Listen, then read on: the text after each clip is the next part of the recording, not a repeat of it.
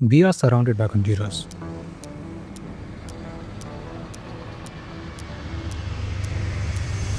They drive our cars, they track our health on our wrists, they deliver our entertainment, and for some people, a computer decides when doors unlock, when heating turns on, and when your pet gets a treat.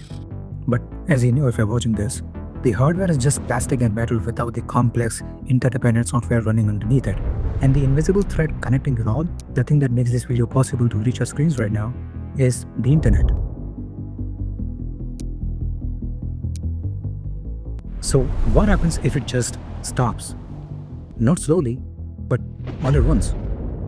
To answer that, you have to look past the screens at what is actually holding all this up.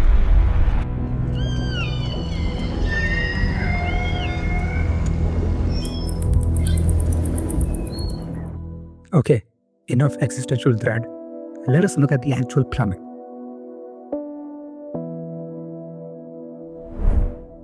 When you hit refresh, you're not actually blinking pixels on your screen. You are kicking off a chain reaction, a global relay race of sorts that actually plays out in milliseconds. If you strip away the interface, the system handling that request is usually explained as 3 code pieces. In reality, there are hundreds of layers, but 3 is enough to understand what is really going on. First is DNS, the domain name system. Computers don't understand names, they understand numbers. So when you type netflix.com, your computer has no idea what that means. It has to ask a DNS server to translate that name into an IP address. Basically a long list of numbers that points to a specific place. And if DNS goes down, it doesn't matter if the website itself is running perfectly fine. Your computer just cannot find the front door. Once your computer knows where to go, it still has to get the actual data. The text, the images, the video itself. Years ago, you would pull that straight from the source. One server, one location. But today, that doesn't really work. If you are in London trying to watch a video hosted on a server in California, even the speed of light becomes a problem. That's where CDNs come in, content delivery networks. Services like Cloudflare and Amazon CloudFront take the heavy stuff from a website and make copies of it. Those copies are called caches. They store these caches in data centers all over the world. So when you load this video, you're not pulling it from a studio or some distant server. You are grabbing a local copy, probably from a machine less than 50 miles from where you're sitting. But caches only work when the content is static. If you are asking for something that is dynamic, let's say like a live stock price or a bank balance or breaking news, there is nothing really to cache, so your request keeps going forward. It moves on to the third layer, the cloud. Now, marketing teams at Google and Amazon did an incredible job with the name the cloud. Sounds light, airy, decentralized, but reality is the opposite. It is millions of physical servers, real machines made of steel, silicon, and copper, stacked floor to ceiling in windowless concrete buildings. Some of these facilities are bigger than shopping malls, others are the size of small towns.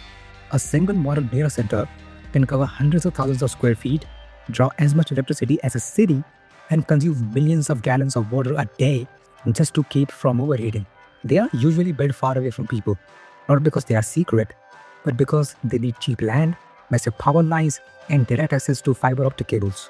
So imagine places like middle of the desert, rural plains, industrial outskirts. Inside, it is loud, rows and rows of machines running non-stop every second of every day, processing logins, payments, messages, searches, and all other kinds of requests. So when people say the cloud, this is what they really mean. And this isn't some niche corner of the tech world. The cloud is big business. According to Goldman Sachs, revenue from the cloud services more than doubled between 2019 and 2023, hitting around $500 billion. Today, the industry is hovering closer to $800 billion, and by 2030, it is expected to push past $2 trillion. That is the backbone of the modern economy being built on these buildings. You might be wondering, if this business is so profitable, why isn't everyone doing it? Because getting into cloud computing isn't like starting a dropshipping store. You're talking about enormous upfront costs, concrete data centers that take years to build, billions of dollars in hardware, power contracts that rival sport cities, and engineering talent so specialized and so expensive that only a handful of companies on earth can afford it. And then comes the trust. If you are a bank, a hospital, or a government agency, you're not handing over your data to Dave's discount cloud check. You want a provider with a long track record of near perfect uptime. No experiments, no surprises. Those barriers create a club that is almost impossible to break into.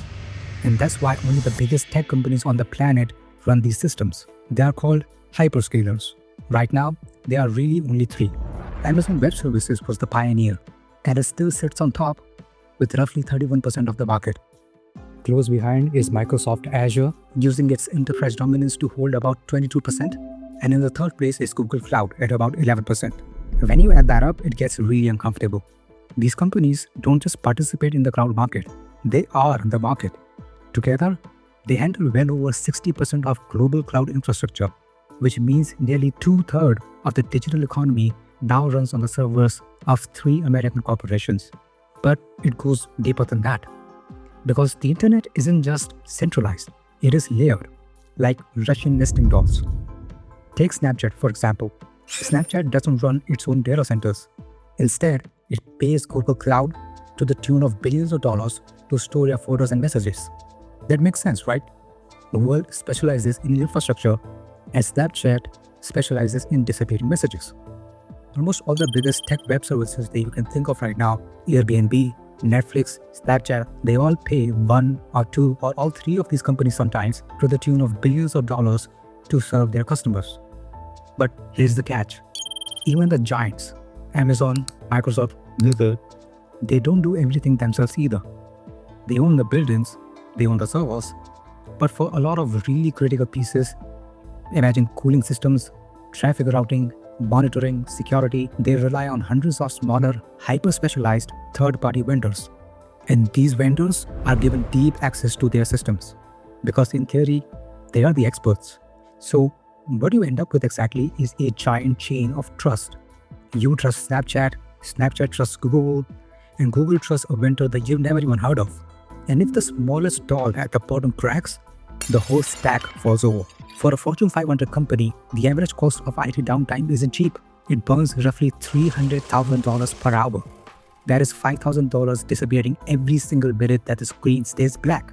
And we saw that happen in July 2024 with CrowdStrike. CrowdStrike is not a familiar name by any measure. It is not a cloud provider, it's kind of like a bodyguard.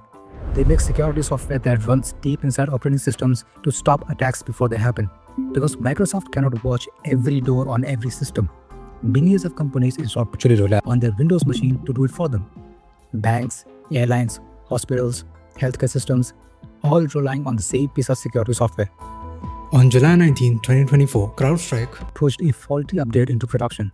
Nothing malicious, just a bug. Machines across the world saw a blue screen of death. They just couldn't get access to their systems. Employees couldn't log in, systems couldn't start, flights were grounded, hospitals froze, payment systems stalled, not because of hackers or because of an outage, but because one expert, one time, messed up. The CrowdStrike incident ended up costing Fortune 500 companies over $5 billion, and insurance payouts added another $1.5 billion, all triggered by a faulty update. But here's the thing, that wasn't an isolated incident. You have probably seen this yourself. Those little boxes that pop up on websites asking you to prove you're not a robot, the system is usually run by Cloudflare. Most people think Cloudflare is just a CDN, something that copies images and files to make websites load faster. That's the boring part. The real power of Cloudflare is actually bot management. It's a machine learning system that inspects every single request hitting a website and asks one simple question. Is this a human or is this an automated attack? On November 18th, Cloudflare engineers pushed what looked like a harmless change, a small update to a database permission, but that little change triggered a bug in the system that generates Cloudflare's bot filtering rules. Instead of producing a clean list of about 60 rules, and the file ballooned in size.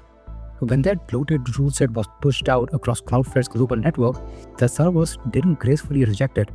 They panicked. Unable to process the update, they fell back to a default safety net. Fail closed. In plain English, if I cannot tell whether you are a bot, everyone is a bot. Things people rely on every day just stopped. ChatGPT went down, Twitter stopped loading, Spotify cut out, not because the data was gone, not even because the servers were dead. Everything was still there. The problem was that the security system designed to protect the internet became the thing blocking it. We essentially built a bouncer so paranoid that he stopped letting the paying customers inside. That is why you probably saw that screen most people never see. The one where your internet is working, the site is online, but you are simply not allowed in. And the thing is that these kinds of failures, they aren't rare anymore. They are becoming routine.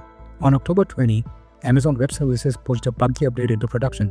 Nothing dramatic, no attack, no explosion, just two automated systems trying to update the same thing at the same time. That conflict was enough to knock services offline for companies that rely on AWS to host their infrastructure. Companies like Netflix, Starbucks, and United Airlines. Customers couldn't stream, orders wouldn't go through, all because one cloud provider had an oopsie. The result wasn't just inconvenience. It was hundreds of millions of dollars in lost revenue cascading outwards from a single automated mistake. The point of all these outages and mishaps isn't that you couldn't play your favorite game for a few hours or that you missed the latest episode of Stranger Things. It's about realizing how fragile the invisible infrastructure that we have come to rely on actually is. The internet is genuinely incredible.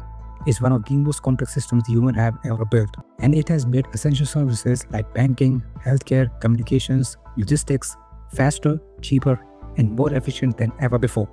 But that efficiency comes with a trade-off. So much of what we rely on every day works only because thousands of interconnected systems don't fail at the same time. Most of the time, they don't. And that is the part we all take for granted. And the uncomfortable part is, this reliance isn't temporary. It isn't something we are going to roll back or fix by using less technology. If anything, it's getting deeper. These systems aren't just conveniences anymore. They are the backbone of daily life and the backbone of the global economy. You can see it in the money. The largest technology companies on earth, or Magnificent Seven as they have come to be known, are worth trillions of dollars. Together, they make up more than a third of the entire S&P 500. Our economy isn't just using these systems. It is built on top of them. And every year, more critical services move further into the same infrastructure we have been talking about. So what do we do with all of this? There is no dramatic fix. There is no way to opt out without opting out of modern life itself. The internet isn't broken. In many ways, it works unbelievably well. Considering its scale, its speed, and how much we depend from it every second of every day, it's kind of a miracle that it works at all. But we shouldn't be surprised at the fact that any small little bug has the potential to cause a massive amount of harm, not because anyone intended it to, but because that's how tightly coupled the system has become. So maybe the point isn't to panic, and it isn't to romanticize a pre-internet past either. Maybe the point is just awareness. To understand that when a screen goes blank or a service refuses to load, it's not random. It is the surface ripple of an unimaginably complex physical system doing its absolute best, and occasionally failing under the weight that we have put on it. The internet feels invincible and permanent, and tech companies omnipotent. But that is really not the case. And the more we rely on it, the more it is important to remember it is actually made of.